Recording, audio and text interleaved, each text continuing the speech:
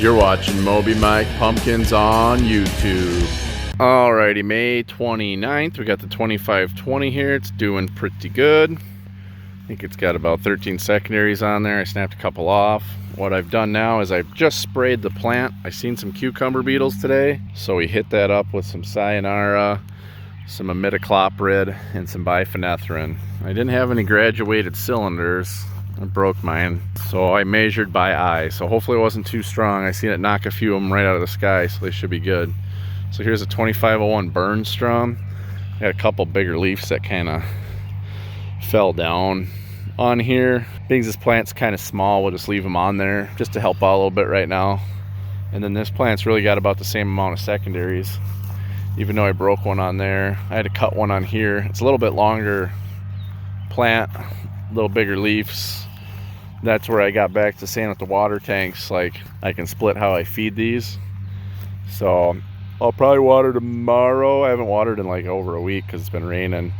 Water tomorrow, they'll have the same thing, but then I can split the level in the tank, and then they're going to start getting different because that one's got a lot smaller. The 2520's got a lot smaller leaves, so I'd probably give that one a little bit of nitrogen. This one maybe not so much. So anyway, that's what the plants are. We sprayed always around June 1st. You got the cucumber beetles the 29th. I noticed them today, so right on schedule they are. We're all sprayed up, good to go. This patch is all round up sprayed, and you can see some of the broadleafs looking yellow. Grass is still kind of green, but don't worry, that'll die. And then like you can see where I sprayed here, I get a lot of, I don't even know what, you get thistles, and then things that are like thistles that don't poke but they're not quite dandelions.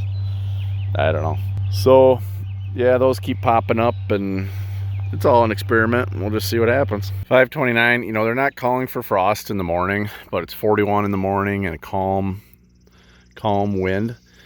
And when they take that temperature, they take it like 4 feet off the ground. So it's always colder on the ground, and then when there's no wind, there's like no mixing of air, so it stratifies. So they are not calling for frost, but you know what? It only took me about 5 minutes to put these on. And I know Jim and Tom were gonna have theirs covered, I think. So if I'm the only one that risks it and we get it, then you know, I ain't gonna catch them. So they're doing it, I'm doing it. I think whatever, like I said, it's not that big a deal. I got the stuff, and you know, I kind of needed to fold those up and put them away anyway, so they were all in a bunch, so that gives me good reason to get them out and fold them up tomorrow. So should be good. Tomorrow will be 44 overnight, so not much better, but that gives me a few more degrees of leeway. Once you get right around that 40 degree and you just get the right conditions, it's just a weird recipe on when you can get it. So it could happen tomorrow. I talked to my pumpkin weather specialist, Mark Holly, and he said, you know, Mike, I wouldn't risk it. So if my weatherman says don't risk it, I better not risk it. So good to go. All right, guys, we just got the sprinklers set up. First watering with the sprinklers for the year. Got them all tuned in. They all seem to be working good. So look at these, all the hoses here. It's like at a carnival. You might trip on there, but so we got it all set up. If you could smell, we're watering fish. We got some fish in there, some amino acid chelated calcium, some amino acid chelated micronutrients, some solubar boron, and that should be a good feed for this time of year, I'm hoping. So a lot of calcium, not a lot of potassium. Now everything's set up. Now all we got to do is get a pumpkin on. When I checked the pump for Charlie's patch, we're putting about 20 psi in the test port. And then I checked the one for my pumpkin, I was doing 25. And I can tell my sprinklers are just running like 5 psi better. But this pump here is actually dripping. It looks like it's dripping out of the front port, but it's actually leaking out of the seals in the back of the pump.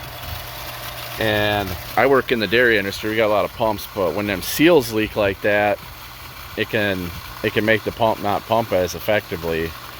So I don't know if I can get seals for these crappy little pumps. I got another one, but we'll see if we can boost that pressure. And that's also the reason why we're going with separate tanks. Because say if we would have been pulling out of the same tank, my pumpkin would have been getting more water than his all year long because it had 5 more psi of pressure feeding those sprinklers. So yeah, at least we'll be good with that. But the problem is I want the sprinklers to work effectively, so It doesn't matter that the timing is going to be different. I need the sprinklers to be working consistently, so we'll fix on that pump, I think. All right, I did some messing around on the pumps. I just threw the head and stuff on this other pump, so it didn't have leaky seals, and I even had worse pressure than I did before. Mixing and matching pieces. And what's funny, on the other pump, there's a piece of, you can see there's a piece of glass stuck in this impeller, but that wasn't the pump that was giving us problems. Anyway, Menards, they had these pumps on sale for $109 plus 11% rebate, so under $100. So I can't find seals for these things, so we'll just throw a new pump on there. It's a cop out, but I think I can get some. I think I can get some seals for these, but I just wanted to get something working now, and we can put some seals and get that one up to snuff, and then still have backup parts one, because I'm missing some parts off that one already. So I'll put a new one in. So this new pump, legit, they're both 1 horse, but you can see the other one's bigger. They're on sale at Menards after rebate. They're like $99. I paid like $150 for these. That thing does 32 PSI. The good one over here does 25. This one was doing 20. I tried swapping some parts around in it with another one, and I got worse, 19. So for 90 some bucks to be up in the 30 PSI, awesome. I might go get another one just to throw on the shelf because it's working good. And I think what we ought to do is, you know, the best thing possible is race them, because we got the system split off here. We got her shut off there, and I got these 2 tanks. Each one of them is about half full with their own mixers for each patch. So I think we should water tonight and see if that new one really outperforms that one. It should. It's making more pressure, but pressure is also a measure of restriction. So if this one's sprinklers has bigger orifices in it, it could be moving more water at a lower pressure. So anyway, I think we'll get a race going here. I better pick up all my tools or just leave them there till next year. I don't know. We'll get a race going here and see what happens. All right, we are racing. Looking good, looking good. Pick up my stuff here, and boy, we got some nice spray going. I can tell the difference. Whoo, looking good, baby. Oh yeah, my new trolling motor broke. Never even got to use it, only tested it. So now I'm mixing with the fence post like old school witch's brew.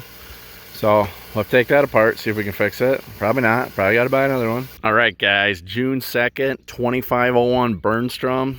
Doing real good, nice long plant. I got one secondary that's a little, just not quite wanting to, if you see under here, you got that secondary is a little bit bigger than that one. So if that one takes off, we'll keep her going. If that one really gets ahead of it, we'll just cut that one off. I don't like keeping slow secondaries, but we got to get this plant buried up. I got a couple bigger leaves that fell down with the wind. I was just holding on to them because they were still contributing. But we're gonna get them out of there before they cause any disease. So anyway, plants are looking good. I'm gonna train some vines, bury them up. And over here we have the, look at this. Got asparagus in the patch. Nice. See, when you till, you ain't gonna get no asparagus like this. That's nice. Anyway, we got the 2520 Schmidt.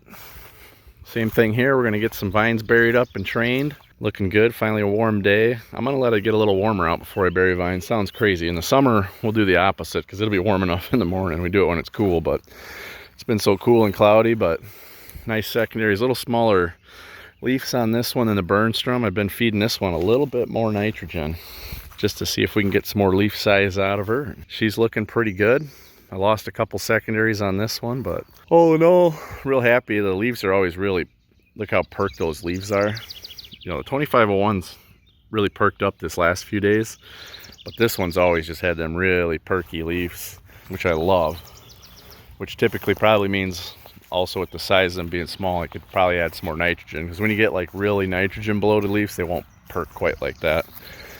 So we want to get a balance of that. So anyway, we'll do a little weeding, little vine burying, and get her done. All right, and then if you guys noticed in the video, everything's starting to look kind of brown out here. Some things more brown than others, like that strip there, real brown.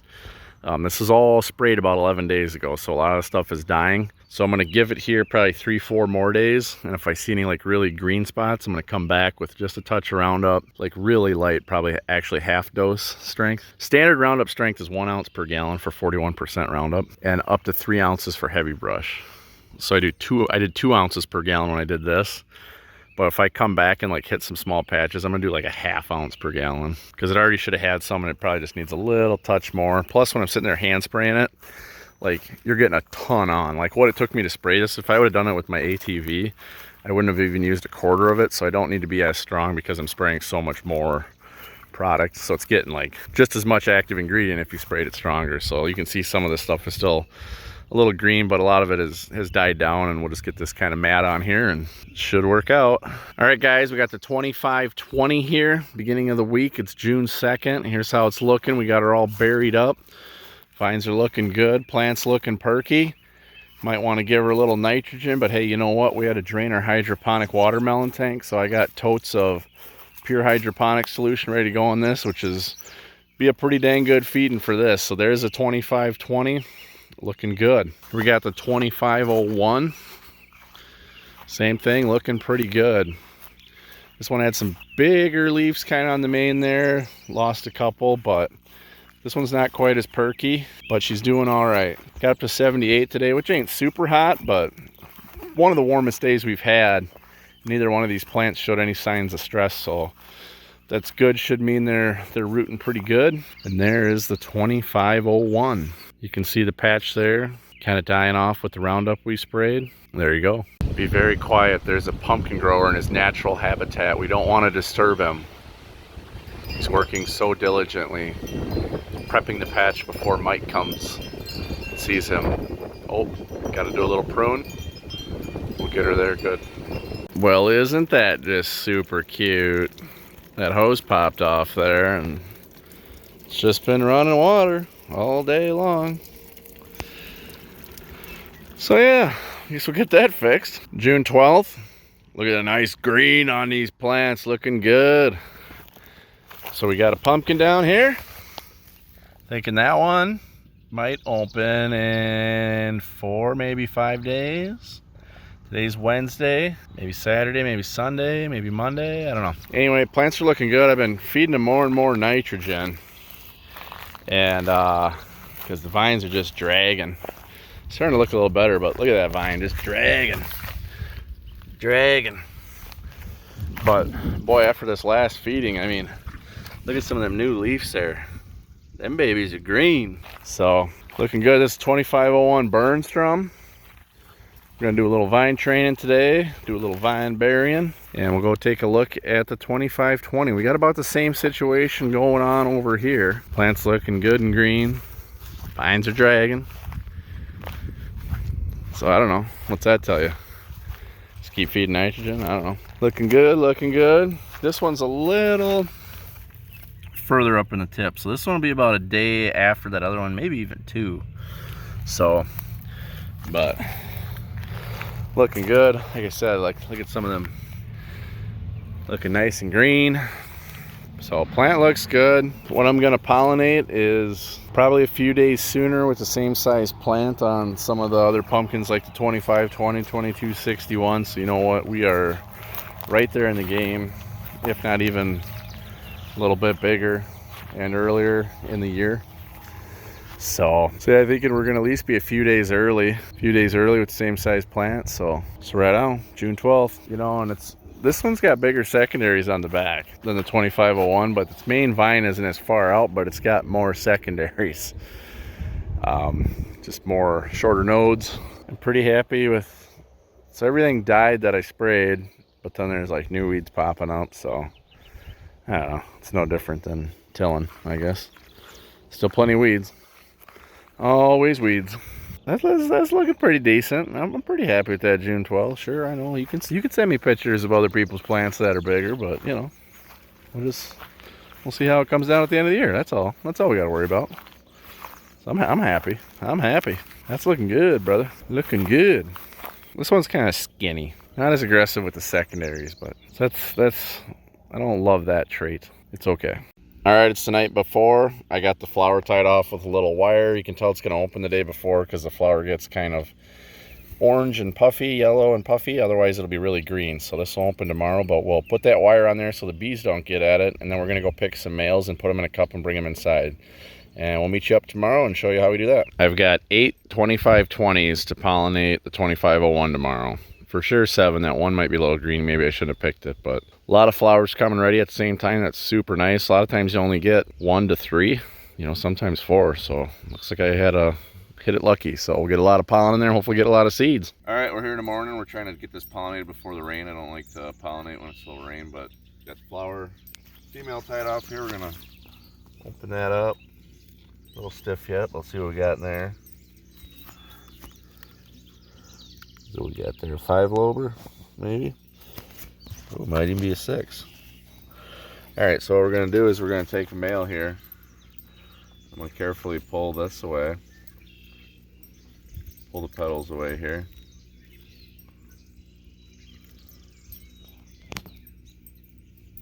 And then all we gotta do is simply rub the pollen in here from the male into the female.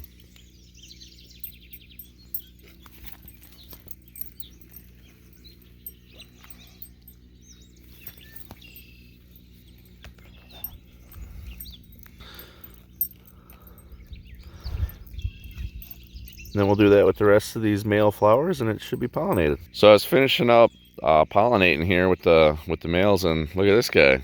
He's got 2. We're gonna get some double pollination with this guy. And then we just tie the flower back shut so the bees don't get in there and we're done. Just got done bearing the vines. I don't know if you can hear or see that, but it started raining pretty good, so. Perfect timing. Water right after burying. All right, got the watering system set up here. So at 5:45 it should all kick on. So we'll see what happens. Test her out. Basically the solenoid valve will open, drop the pressure in the pump, and then once the pressure drops, it'll turn the well switch on, which will turn the pump on. So first the valves will open, drop the pressure in the line, and then that'll start the pump for both of them. So that's why they got the pressure tanks on them. You could do it without it. I did that before, but one small leak and then the pump's gonna kick on and off, so that gives you a little bit of space. So there you heard the pumps kick on. So these sprinklers kicked on. So we got a problem. The other set didn't kick on. They should have kicked on here at the same time. So we got to look into that. Well, we got half it working. I wonder though if I got it programmed, that one's not going to kick on until this one's done. I don't know, they should have kicked on. We'll see. Okay, we're all good there. It's just the first one's got a timeout. So because this one has 1 solenoid, it's going to water all 3 at once. And so what I did is I just roughly put that on 10 minutes. So it's going to be 10 minutes all 3. And then these are going to go in order after that. It'll go 10 minutes down there, and then I turn these down to like 8, 8, and 8 because the pump only running 1 sprinkler.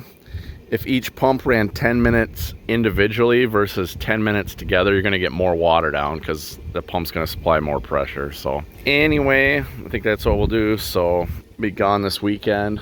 So I just wanted to make sure I got some water. I don't know what the temperature is gonna be. It could be crazy. My original thought was I'll just water real heavy and then skip a day and whatnot. But you know, we just got these we just got 1 pumpkin pollinated. We'll have another one pollinated, and you know, I don't want to dry it out I don't want to overwater it and then later dry it out like 2 days later.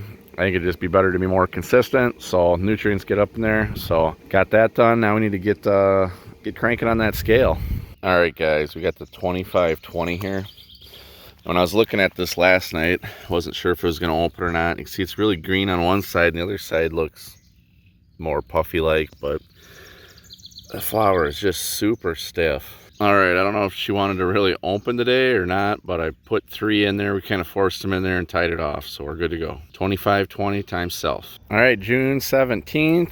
I showed you I pollinated this morning like it didn't want to open. It was kind of colored on one side, but not the other. It doesn't look like it opened. I undid it and it didn't want to fall open, so we got to pollinate again tomorrow. So what we did this morning didn't do anything, but it is 90 degrees out, and look at this plant. Look at this plant. Looks beautiful. Nothing there that's showing signs that it's going to scorch, or just looks great. Just loving this 90. This plant over here, 2501 Bernstrom, that was the 2520 we just looked at. This one also great. There's a little bit of flagging up here, but nothing that I think is going to cause any permanent scorch. And then the tips good, so just a couple leaves there. Don't really see anything on any secondaries, so everything's going to be a-okay here. That one's a little, it's not bad. Starts getting a little bit further than that, that's when you're gonna start getting a scorch and it looks funny on the leaves. So been really good, really good. A little bit of stress on that one over there, but this plant has the longer nodes, not as dark green a color as this plant's a little darker green color. This one's been a little more perky. Fired up. They both look good. They look great. Said we'll have to repollinate because technically what we did this morning didn't do anything. I showed you I cut the tips off each of these, so there's our last chance right there, which is good because we're pretty close to the fence, you know, and pumpkin's 6 feet long. It's basically gonna be right up to the edge of the fence, so right on. So I'm gonna have to dig down, check moisture. I think I'll water in the morning, but we had some rain the other day. These plants still look good, so got to be careful too. Like, you overwater when it's hot out, you're gonna get a double whammy. I should say when it's like hot and humid out, because if your plant has too much moisture and there's no oxygen to the roots, when it's super humid out, your plant can't transpire real well, so it can't really move water through it, so it can't really get rid of the water that's in the ground. And also, if you ever noticed, if you get a rain and then it's like really humid afterwards, like yesterday we got a rain and it was super humid all day.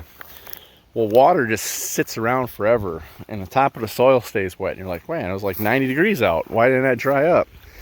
So the air is saturated with water. It can't take up anymore. So you got to be careful that you don't actually overwater when it's really hot and humid out, because you'll actually make it worse. So obviously you need to water if it's too dry. The soil's too dry. But going extra wet is worse than just being where you need to be, okay? I don't know if that makes any sense to you. It makes sense to my little pea brain. So there you go. June 17th. I didn't love the stump on the 2501. It's starting to get kind of brown down there and looked like it had a wet spot there and a little lesion there. So we just cleared some leaves out of here, picked the weeds and put a fan on it. And should be okay, but we're gonna keep an eye on it. So hate to do that this early in the year. We're about 2 months too early for this. We'll keep watching her. So I'm selfing the 2520, which is my genetics, and this thing's got so much toxic masculinity. The male flower's got 2 parts to them, just double the masculinity. All right, we got her all pollinated up. 5 lober, 2520 times self, June 18th.